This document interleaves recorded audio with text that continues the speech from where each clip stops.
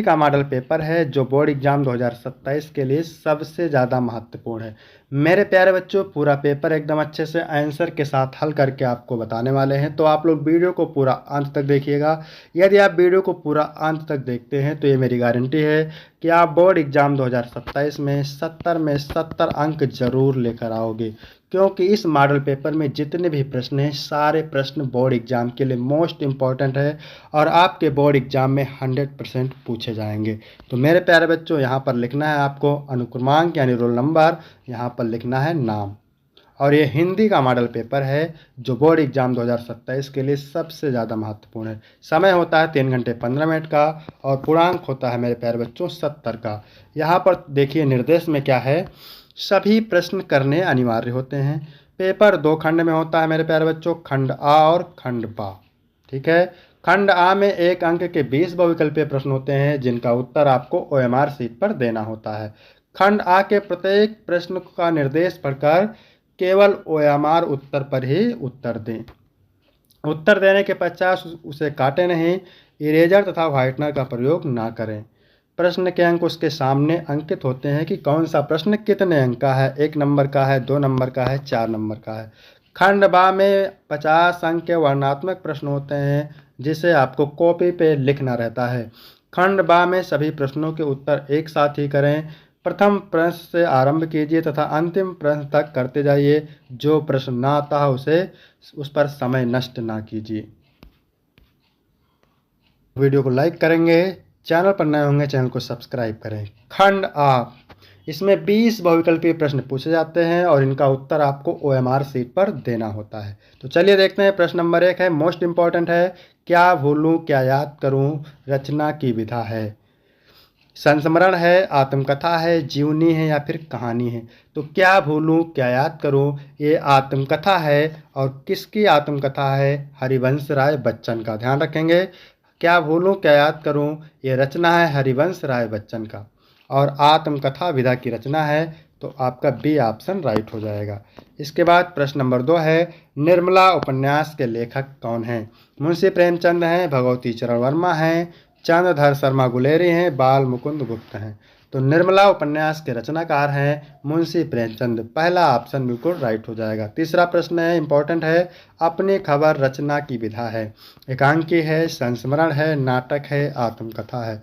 तो ये मेरे प्यारे बच्चों क्या है, आत्मकथा है। किसका आत्मकथा है, पांडे वेचन शर्मा उग्र की। पांडे वेचन शर्मा उग्र की, ध्यान रखेंगे। इसके बाद चौथा प्रश्न है, रामधारी सिंह दिनकर की रचना नहीं है। तो यहाँ पर देखेंगे अर्धनारीश्वर, ये रामधारी सिंह दिनकर की रचना है। संस्कृति के 4 अध्याय, ये भी रामधारी सिंह दिनकर की रचना है। रेती के फूल, ये भी रचना है। तो यहाँ पर सी ऑप्शन राइट हो जाएगा, अजातशत्रु। रामधारी सिंह दिनकर की रचना नहीं है। अजातशत्रु जयशंकर प्रसाद का नाटक है। प्रश्न नंबर 5 है, गुनाहों का देवता के लेखक हैं। मोस्ट इंपॉर्टेंट है, धर्मवीर भारती हैं, अज्ञेय हैं, जयशंकर प्रसाद है, जैनेन्द्र कुमार है। तो गुनाहों का देवता के लेखक हैं कौन, गुनाहों के देवता के लेखक हैं धर्मवीर भारती। पहला ऑप्शन राइट हो जाएगा। जितने भी इंपॉर्टेंट बहुविकल्पीय प्रश्न हैं सभी बहुविकल्पीय हम करा देंगे, आपको टेंशन नहीं लेना है। छठा नंबर प्रश्न है, निम्नलिखित कवियों में से किस कवि को राष्ट्र कवि का सम्मान मिला है। सुमित्रानंद पंत को, मैथिली शरण गुप्त को, सूर्यकांत त्रिपाठी निराला को, महादेवी वर्मा को। तो यहाँ पर राइट आंसर हो जाएगा बी, मैथिली शरण गुप्त को राष्ट्रकवि का सम्मान मिला है। 7 नंबर प्रश्न है, रामचंद्रिका के रचनाकार हैं। पद्माकर हैं, देव हैं, मतीराम हैं, केशव दास हैं। तो रामचंद्रिका के रचनाकार हैं केशव दास। डी ऑप्शन बिल्कुल राइट हो जाएगा। 8 नंबर प्रश्न है, घनानंद किस काल के कवि हैं। आधुनिक काल के हैं, रीति काल के हैं, भक्ति काल के हैं, आदि काल के हैं। तो जो घनानंद हैं वो किस काल के कवि हैं, वो रीति काल के कवि हैं। बी ऑप्शन राइट हो जाएगा। 9 नंबर प्रश्न है, छायावाद युग के कवि नहीं हैं। मैथिली शरण गुप्त, महादेवी वर्मा, जयशंकर प्रसाद, सुमित्रानंद पंत। तो देखिए यहाँ पर छायावादी युग के कवि नहीं हैं। कौन नहीं है, महादेवी वर्मा हैं, सुमित्रानंद पंत हैं, जयशंकर प्रसाद भी हैं। तो आपका ए ऑप्शन से हो जाएगा मैथिली शरण गुप्त। क्या हो जाएगा, मैथिली शरण गुप्त। ये छायावाद युग के कवि नहीं हैं। इसके बाद 10 नंबर प्रश्न है, सुनहरे सवाल रचना है। नागार्जुन की, भवानी प्रसाद मिश्र की, अज्ञेय की, रामविलास शर्मा की। तो ये रचना है सच्चिदानंद हीरानंद वात्स्ययज्ञ की। सी ऑप्शन बिल्कुल राइट हो जाएगा। फिर यहाँ पर 11 नंबर प्रश्न पूछा जाता है रस से, तो करुण रस का स्थायी भाव क्या होता है? रति होता है, भय होता है, उत्साह या फिर शोक? तो करुण रस का स्थायी भाव होता है शोक। डी ऑप्शन राइट हो जाएगा। आपके सिलेबस में करुण रस है और हास्य रस है, तो हास्य रस का स्थायी भाव क्या होता है? हास होता है, ध्यान रखेंगे। प्रश्न नंबर 12 है भूरे बालों की सी कतरन, छिपा नहीं उसका छोटापन, उपयुक्त पंक्तियों में प्रयुक्त अलंकार कौन सा है? तो यहाँ पर देखिए सी शब्द आ गया है, तो जहाँ पर सा आ जाए, सी आ जाए, से आ जाए, सम आ जाए, तो आप समझ जाए वहाँ पर होता है उपमा अलंकार। और उत्प्रेक्षक आपको पता ही है, जन जानो मन मानो, ठीक है।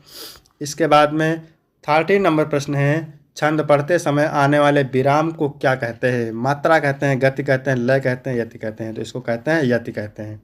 अभ्यास शब्द में किस उपसर्ग का प्रयोग किया गया है? अ, अभि, अभ, अस।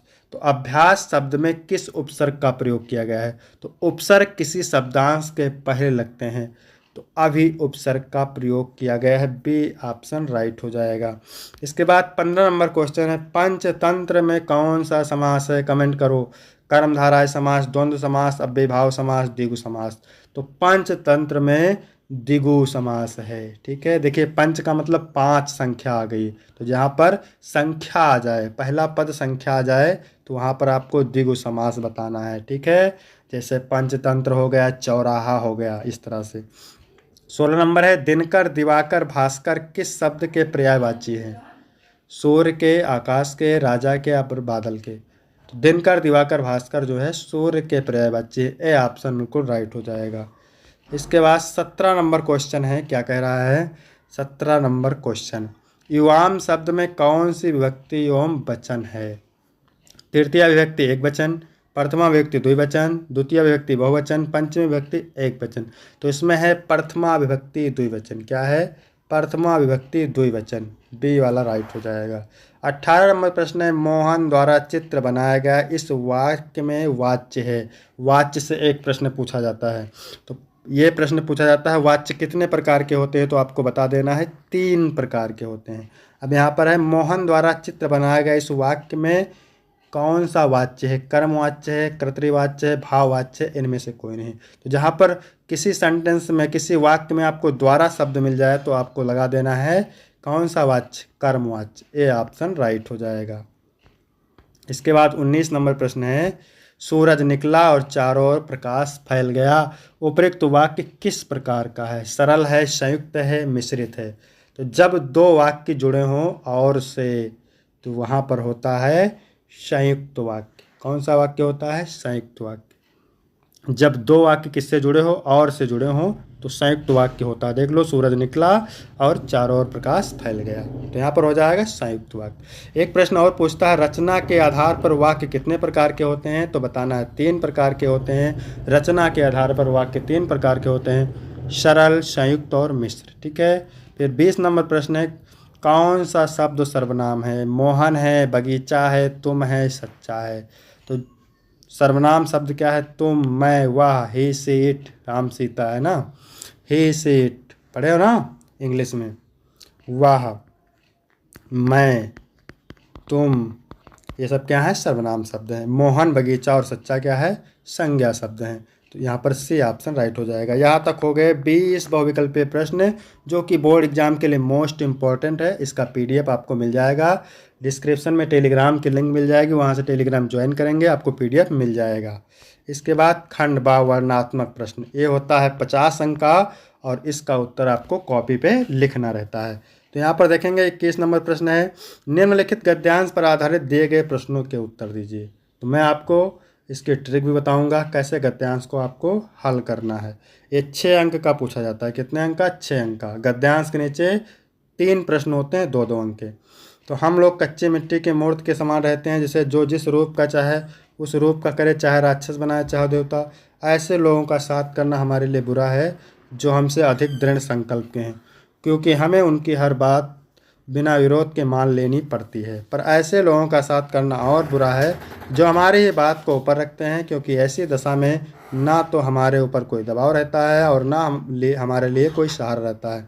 दोनों अवस्थाओं में जिस बात का भय रहता है उसका पता युवा पुरुषों को प्रायः बहुत कम रहता है। तो ये किस चैप्टर से लिया गया है? मित्रता चैप्टर से। पहला क्वेश्चन है उपयुक्त गद्यांश का संदर्भ लिखिए। तो संदर्भ लिखेंगे, प्रस्तुत गद्यांश हमारी पाठ्यपुस्तक हिंदी गद्य खंड के मित्रता नामक पाठ से लिया गया है। इसके लेखक कौन हैं? आचार्य रामचंद्र शुक्ल हैं। 2 नंबर आपको यहाँ से मिल जाएंगे। फिर है दूसरा प्रश्न, किन लोगों की संगत करना हमारे लिए बुरा है? तो हमें ऐसे लोगों का साथ करना बुरा है जो हमसे अधिक दृढ़ संकल्प के हैं। उसका उत्तर आपको पैराग्राफ में मिल जाएगा। ऐसे लोगों का साथ करना हमारे लिए बुरा है जो हमसे अधिक दृढ़ संकल्प के होते हैं, क्योंकि हमें उनकी हर एक बात बिना विरोध के मान लेनी पड़ती है।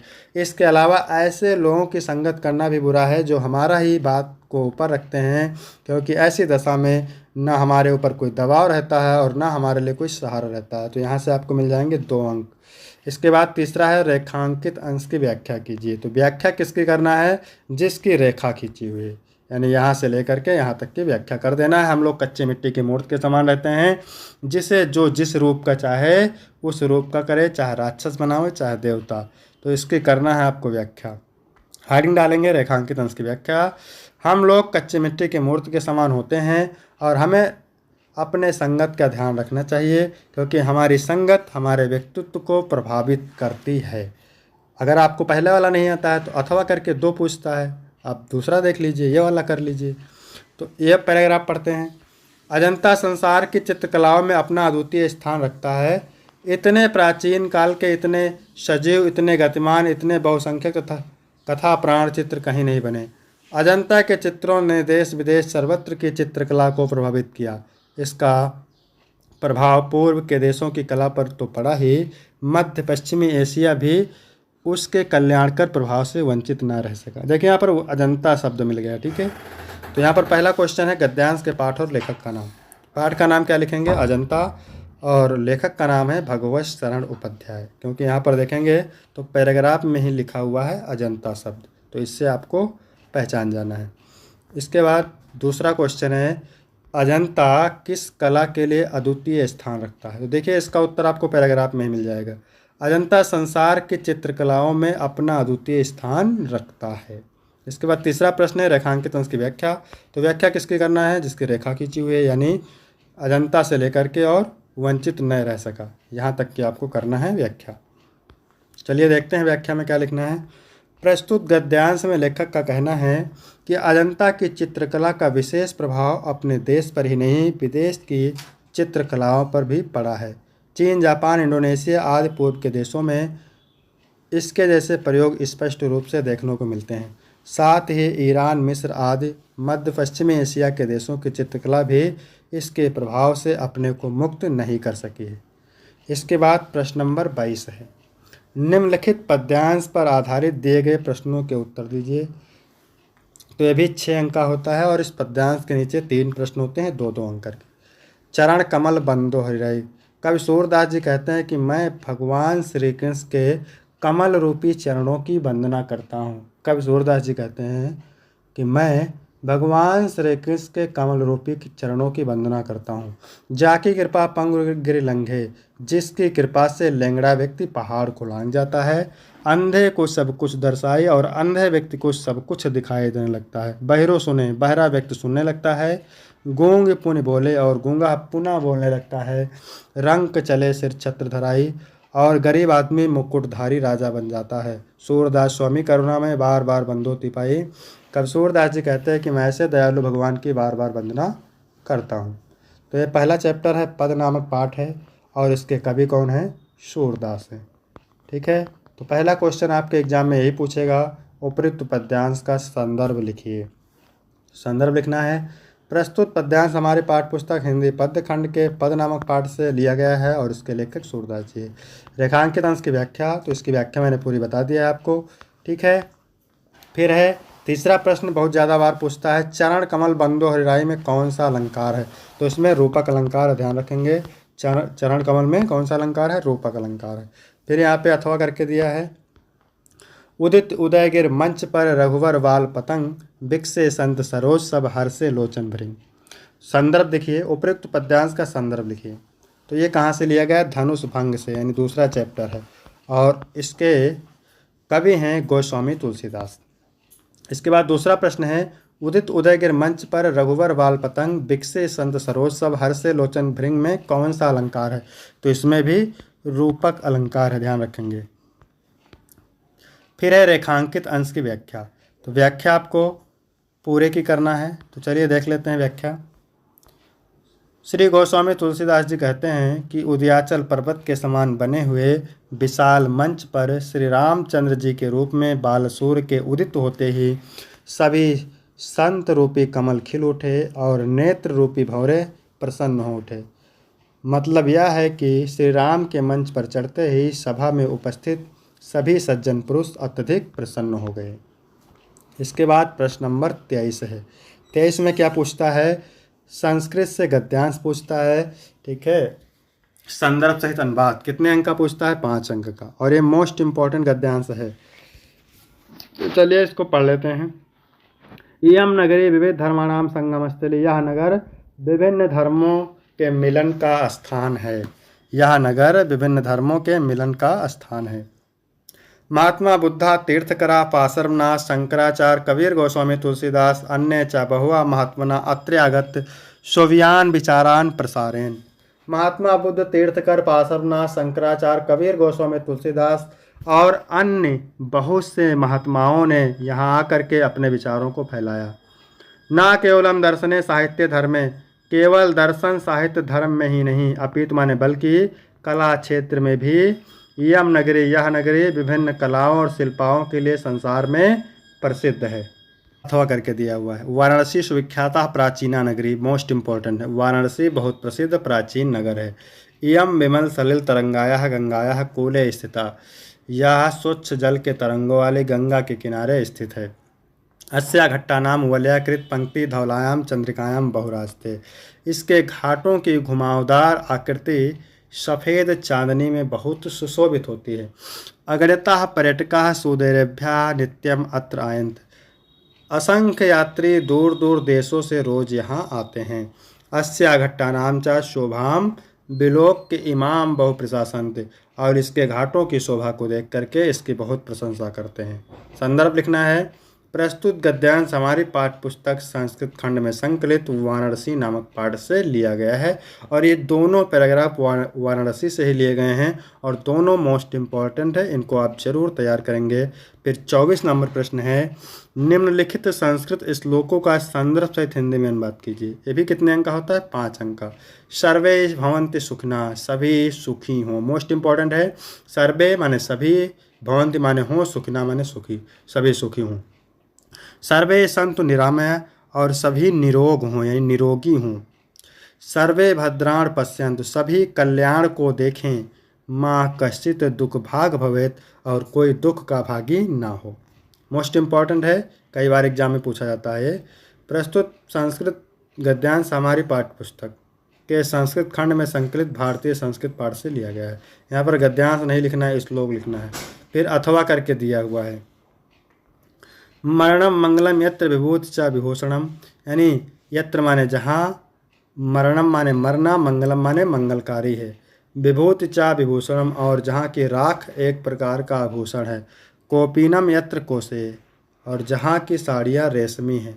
सा काशी के निमित्ते, वह काशी किसके द्वारा मापी जा सकती है। यानी जहाँ मरना मंगलकारी है, जहाँ की राख एक प्रकार का आभूषण है, और जहाँ की साड़ियाँ रेशमी हैं, वह काशी किसके द्वारा मापी जा सकती है, अर्थात किसी के द्वारा नहीं। संदर्भ लिखेंगे। प्रस्तुत श्लोक हमारी पाठ्य पुस्तक के संस्कृत खंड में संकलित वाराणसी नामक पाठ से लिया गया है। इसके बाद 25 नंबर प्रश्न है, अपने पठित खंडकाव्य के आधार पर दिए गए प्रश्नों में से किसी एक प्रश्न का उत्तर दीजिए। तो यहाँ पर खंडकाव्य पूछता है 3 नंबर का, ठीक है। जैसे यहाँ पर मुक्ति दूत खंडकाव्य हो गया, तो ये अलग अलग जिलों के लिए अलग अलग खंड निर्धारित होता है, ठीक है। जैसे मुक्ति दूत है तो आगरा, बस्ती, गाजीपुर, फतेहपुर, बाराबंकी, उन्नाव, फिरोजाबाद, सिद्धार्थनगर और संत कबीर नगर वाले जिलों के लिए है। इसी प्रकार ज्योति जवाहर जो हो गया, कानपुर, प्रतापगढ़, मिर्ज़ापुर, रामपुर, गोंडा, कानपुर देहात, बलरामपुर, सोनभद्र, ठीक है। इसके बाद इसी तरह जो मेवाड़ मुकुट खंड काव्य है, ये कौन से जिला वाले पढ़ेंगे? तो ये पढ़ेंगे बुलंदशहर, देवरिया, बरेली, सीतापुर, हरदोई और बहराइच वाले। इसी तरह से अलग अलग ज़िले के लिए अलग अलग खंडकाव्य है, ठीक है। इसके बाद 26 नंबर प्रश्न है, निम्नलिखित लेखकों में से किसी एक लेखक का जीवन परिचय देते हुए उनकी एक प्रमुख रचना का उल्लेख कीजिए। जयशंकर प्रसाद, डॉक्टर राजेंद्र प्रसाद और रामधारी सिंह दिनकर सबसे ज़्यादा इम्पोर्टेंट है, तो आप टेंशन नहीं लेना है, इसका वीडियो आपको बहुत जल्द ही मिल जाएगा। जितने भी इम्पोर्टेंट जीवन परिचय होंगे आपको सारे वीडियो मिल जाएंगे। इसके बाद में निम्नलिखित कवियों में से किसी एक कवि का जीवन परिचय देते हुए उनके एक प्रमुख रचना का उल्लेख कीजिए। तुलसीदास, मैथिली शरण गुप्त और महादेवी वर्मा। तो जितने भी महत्वपूर्ण कवियों के जीवन परिचय होंगे उसका भी वीडियो आपको मिल जाएगा। 27 नंबर प्रश्न है, अपनी पाठ्यपुस्तक के संस्कृत खंड से कंठस्थ कोई श्लोक लिखिए जो इस प्रश्न पत्र में ना आया हो। तो संस्कृत से आपको श्लोक कम से कम कितने याद रखना है? 3 श्लोक याद करके रखना है, ठीक है।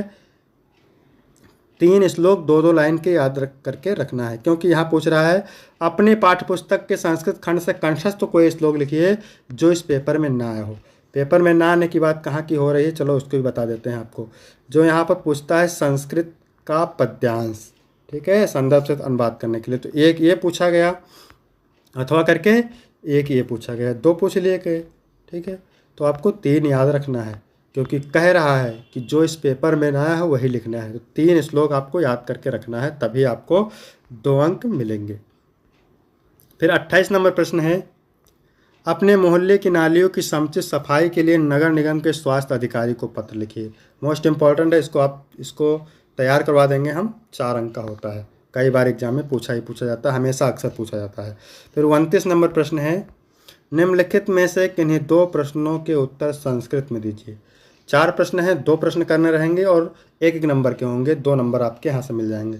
चंद्रशेखर 100 ग्राम की मदद, चंद्रशेखर अपना घर क्या बोला, जेल, ठीक है। तो ये 4 प्रश्न हैं, इनमें से आपको तैयार करना है। फिर 30 नंबर प्रश्न है निबंध। 30 नंबर प्रश्न क्या पूछता है? निबंध। तो जितने भी इम्पोर्टेंट निबंध हैं सारे इम्पोर्टेंट निबंध हम करवा देंगे, आपको टेंशन नहीं लेना है। यहाँ पर जो दिए हैं, जलवायु परिवर्तन और मानव पर प्रभाव, विद्यार्थी जीवन में अनुशासन का महत्व, किसी धार्मिक स्थल का वर्णन, राष्ट्र प्रेम, हमारे जीवन में विज्ञान का महत्व, ये सभी इम्पोर्टेंट निबंध हैं। तो निबंध का वीडियो आपको करा देंगे, ठीक है। तो आप कमेंट करके बताएंगे वीडियो कैसा लगा, और जिस टॉपिक पे आपको वीडियो चाहिए कमेंट करके ज़रूर बताएंगे। फिर मिलते हैं आपको अगले वीडियो में, तब तक के लिए जय हिंद, जय भारत।